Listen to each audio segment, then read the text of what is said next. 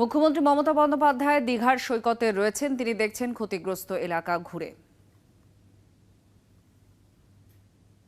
এই মুহূর্তে আপনারা দেখতে পাচ্ছেন সেই ছবি। মুখ্যমন্ত্রী মমতা বন্দ্যোপাধ্যায় নিজে পরিদর্শন করছেন, আকাশপথে পরিদর্শন করেছেন, এবার দীঘা সৈকতে পরিদর্শন করছেন। পিয়ালি আমাদের সঙ্গে রয়েছেন। পিয়ালি, কি খবর?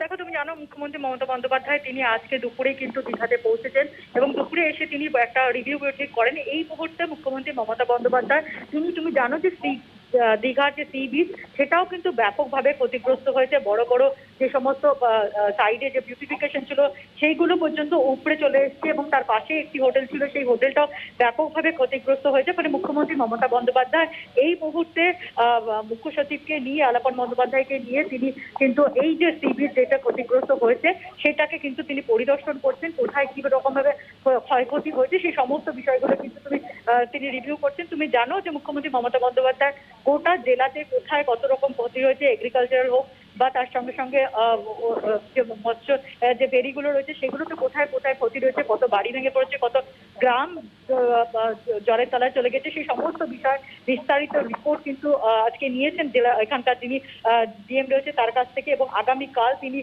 কিন্তু আকাশপথেও পরিদর্শন করবেন। কিন্তু তার আগে যে তোমাকে যেটা জানালাম যে সমুদ্র উপকূল যে সি বিচটা রয়েছে সেই সি বিচটাও কিন্তু ব্যাপকভাবে ক্ষতিগ্রস্ত হয়েছে। সেই জায়গাটাই কিন্তু দেখার জন্য মুখ্যমন্ত্রী মমতা বন্দ্যোপাধ্যায় তিনি এই মুহূর্তে বেরিয়েছেন আলাপন বন্দ্যোপাধ্যায়কে নিয়ে এবং তিনি পুলিশ প্রশাসনকে সঙ্গে নিয়ে তিনি কিন্তু পরিদর্শন করছেন। পিএলএ আমরা দেখতেও পাচ্ছি মমতা বন্দ্যোপাধ্যায় তিনি পুরো হাঁটছেন সৈকত ধরে। তো এখনো পর্যন্ত রিভিউ যে মিটিং প্রশাসনিক স্তরে দীঘায় যেটা করেছেন এবং এখন যেটা পরিদর্শন করছেন, আধিকারিকরাও রয়েছেন, কোন কোন জায়গা তিনি দেখতে পারেন? এখন তো সৈকতে হাঁটছেন, আরো কোথাও যাওয়ার কোনো খবর পাওয়া যাচ্ছে না? এখন এখানেই তিনি পরিদর্শন করবেন?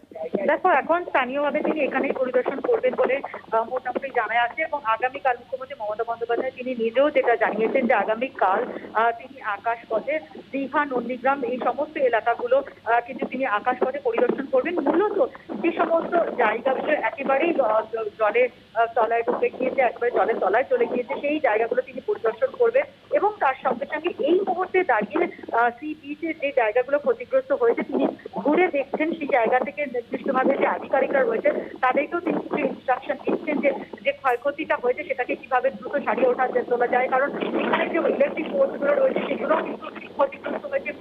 কিন্তু গতকাল পর্যন্ত আলো ছিল না, ফলে সব মিলিয়ে সেই জায়গা থেকে দাঁড়িয়ে কিন্তু মুখ্যমন্ত্রী মমতা বন্দ্যোপাধ্যায় এই মুহূর্তে পরিদর্শন করছেন এবং এখনো কিন্তু তুমি দেখতে পাচ্ছ মুখ্যমন্ত্রী পরিদর্শন করছেন এবং প্রশাসনের আধিকারিকদেরকে নিয়ে এই প্রশাসন কিন্তু এই পরিদর্শন কিন্তু